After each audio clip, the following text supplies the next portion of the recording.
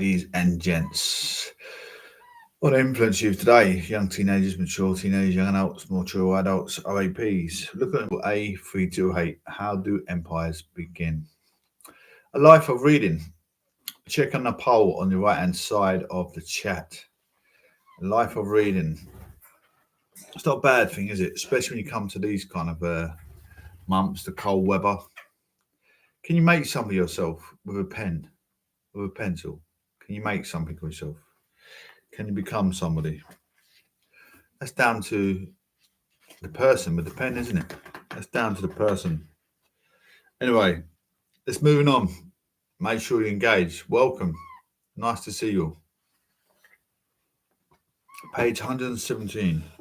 This unit spans a long lifetime timeline from the late 1400s through to the mid 1700s.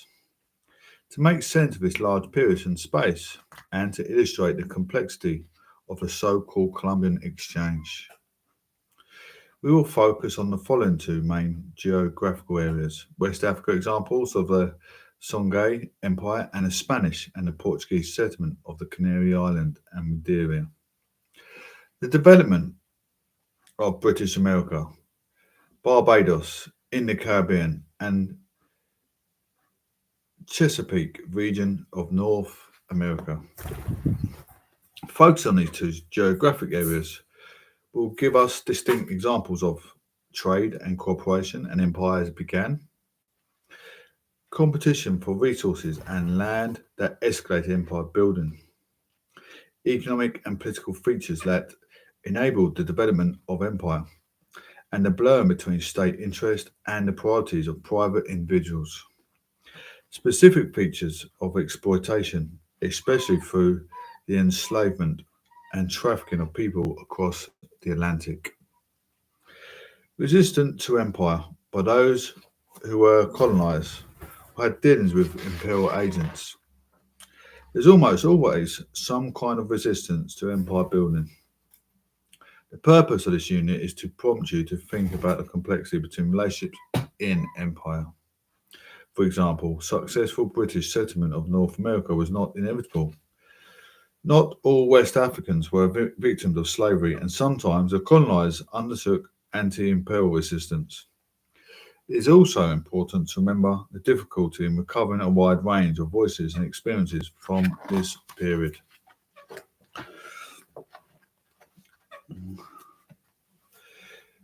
Most of what we know about the beginnings of Atlantic empires comes from written sources that reflect the view of those doing the colonizing. Assessing multiplicity of voices can be difficult. For example, few of the millions of Africans displaced through the transatlantic slave trade left their own records of life in the empires of Dutch, English, Spanish, and Portuguese.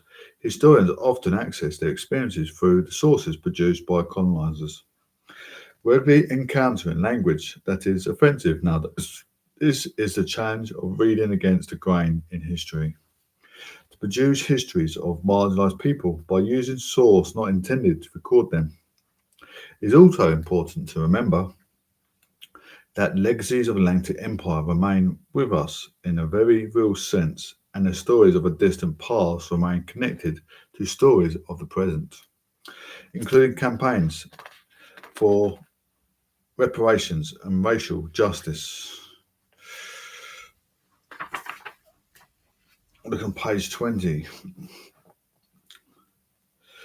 Throughout this following section, we'll trace the connection between West Africa and Europe in the 16th and 17th centuries. Over the course of 2 centuries, the power dynamics of the relationship shifted considerably as Europeans embarked on extending their territory and wealth through empire building.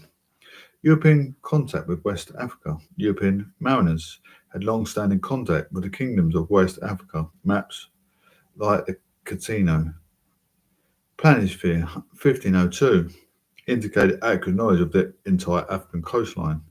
Much of this was derived by Portuguese and Spanish interaction with Muslim merchants, mathematicians, and map makers, giving Iberian seafarers an edge over other European adventures.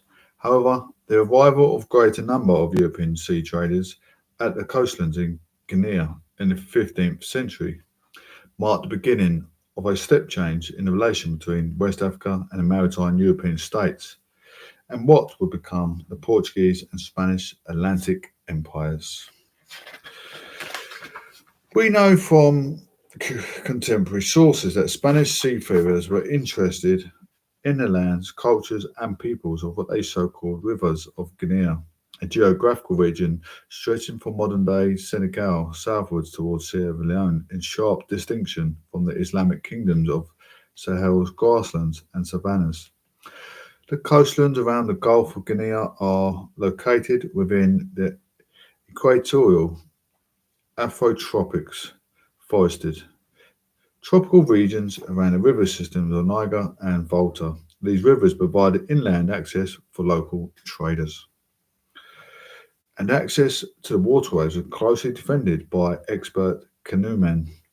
Portuguese mariners record their contact with traders in Guinea and further south in the Gulf of Guinea, including the Yoruba and Igbo peoples and the kingdoms of Benin, Congo, and Dahomey.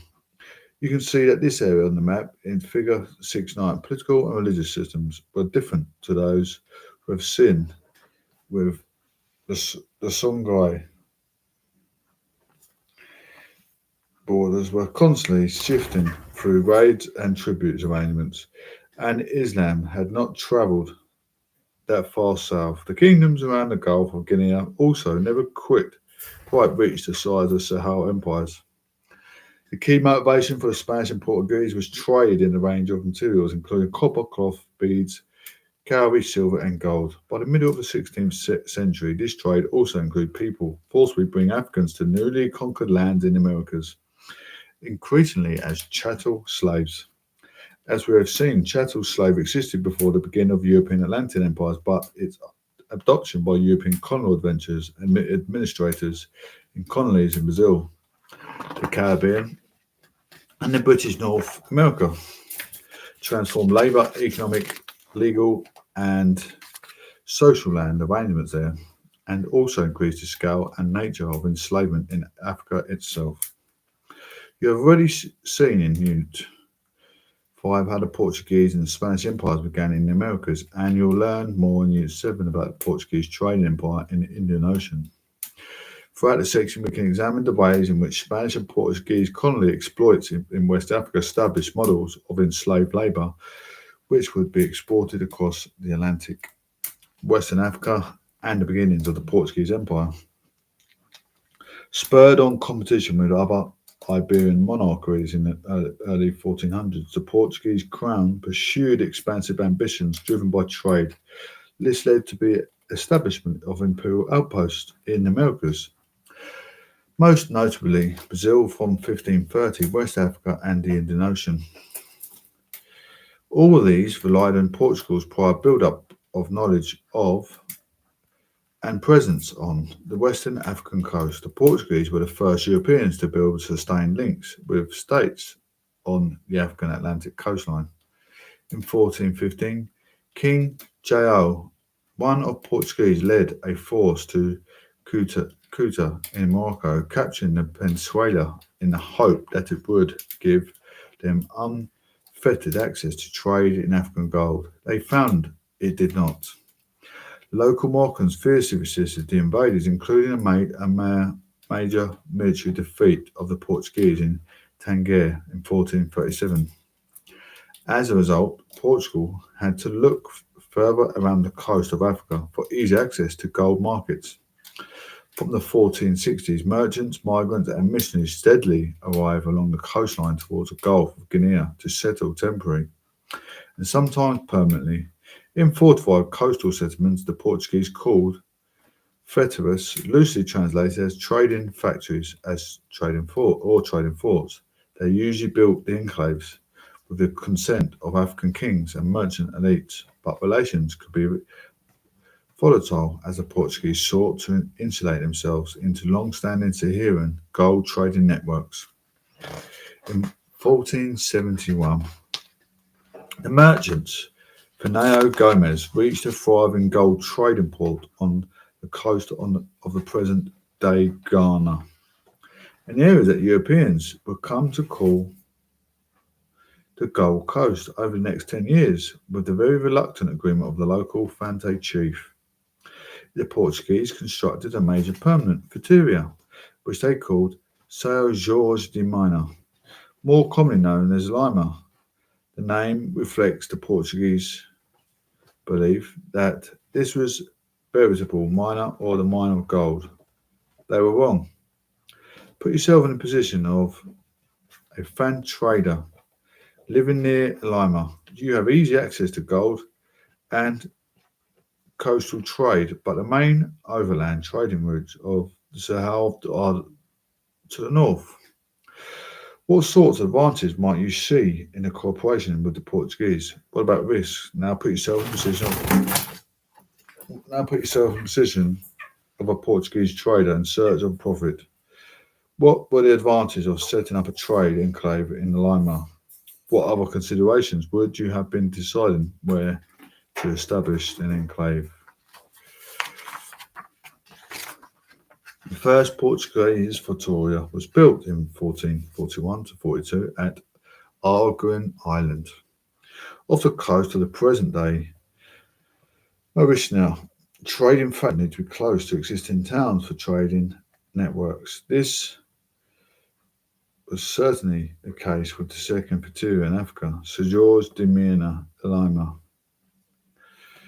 The flotilla at Lima became the first permanent European settlement in sub-Saharan Africa and was positioned at a strategic crossland of the trans-Saharan gold trade. All trade through Lima was controlled and taxed by the Portuguese crown. Although the prospect of quick wealth through gold also encouraged piracy, many traders also learned Portuguese, become conversant in European weights and measures, and understood fluctuations in heavily traded commodities like gold, textiles, and enslaved people. The fort at Lima also destabilized the local political status quo, undermining the local peasant economies and changing the dynamics of labour. We know, for example, that the Portuguese relied heavily on the expert labour of local canoemen to access upstream markets and to supply enslaved Africans to the fort. These canoemen were usually baptized Africans who were to keep by local elites as slaves and hired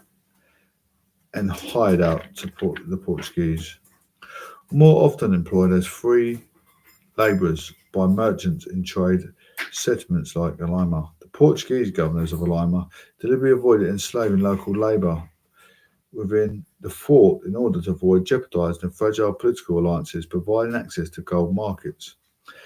Enslaved labour come from elsewhere, mostly from the Kingdom of Congo and the Ndongo, a little further to the south. Captives supplied through Congo, Ndongo and Benin become increasingly valuable in trade with merchants and sea masters in Cabo Verde and Sao Tome, who in turn trade them legally and illegally to Lima. By the mid-1530s, regular shipments of Guinean slaves were being made from Cabo Verde and Sao Tome to Lisbon, and then on to Spanish and Portuguese America. In 1637, after many attempts to capture Lima, the Dutch finally took possession of the fort.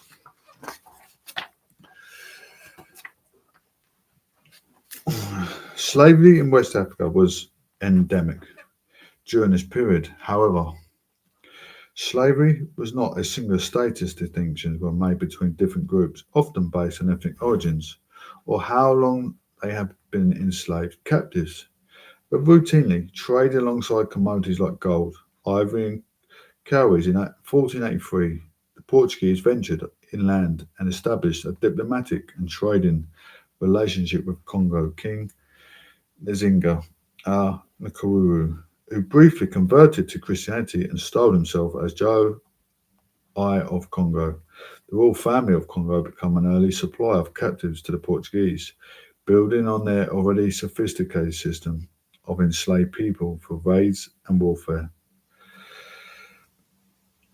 There was variations in practice of slavery across Western Africa, but most societies distinguished between settled slave and trade slaves. Settled slaves did all kinds of work.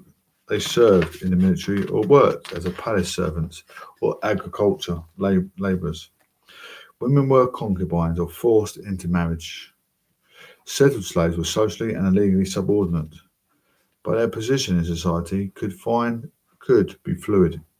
In some ways, their status was similar to that of English indentured servants who were bonded to a master for a particular period of time, but who could over time become assimilated into society and earn freedom and rights. Trade slaves had a different status. They were either newly captured through welfare, often belonging to far away ethnic groups, and they were condemned criminals.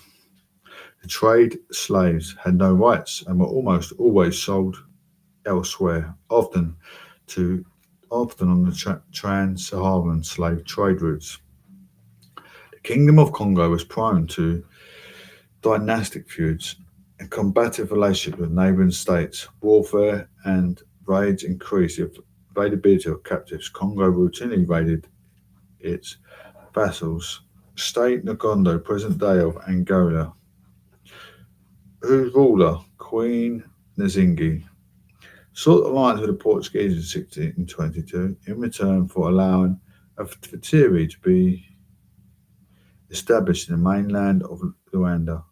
Nzingi asked for Portuguese protection on Congo raids. As a sign of diplomatic good faith, Nzingi agreed to be baptized as a Christian. Despite this, Portuguese mobilized their army to lead in war. In 1626, she was forced to flee Ngondo.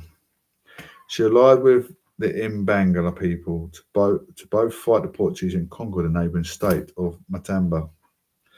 For a new base, she played the Portuguese off against the Dutch in the Ndongo, exploiting European squabbling to shore up legitimacy and power. To undermine Congo and Ndongo, she offered safe haven to Africans escaping slavery.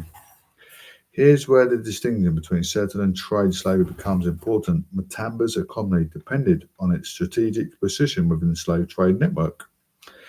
But the Zingi refused to supply enslaved people from within the Matamba's population. Warfare provided plenty of outsider captives she could trade to Europeans. At the time of Nzingi's death in 1663, Matamba was a significant commercial state, an example of resistance to European colonial encroachment. Nzingi's story is also an excellent example of the complex practice around the trading of people into slavery.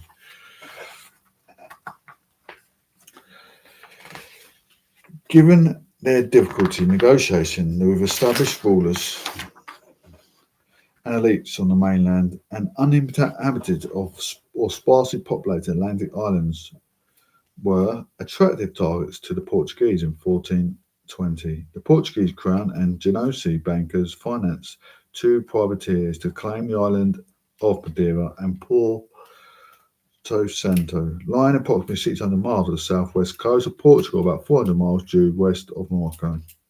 The island became a dominion of the Knights of the Order of Christ, who occupied and governed them on behalf of the crown. The territory was densely forested. The first settlers cleared the Madeiran forest by setting fire to them in a foretaste of the enormous ecological destruction that was brought by Europeans through colonizing ventures.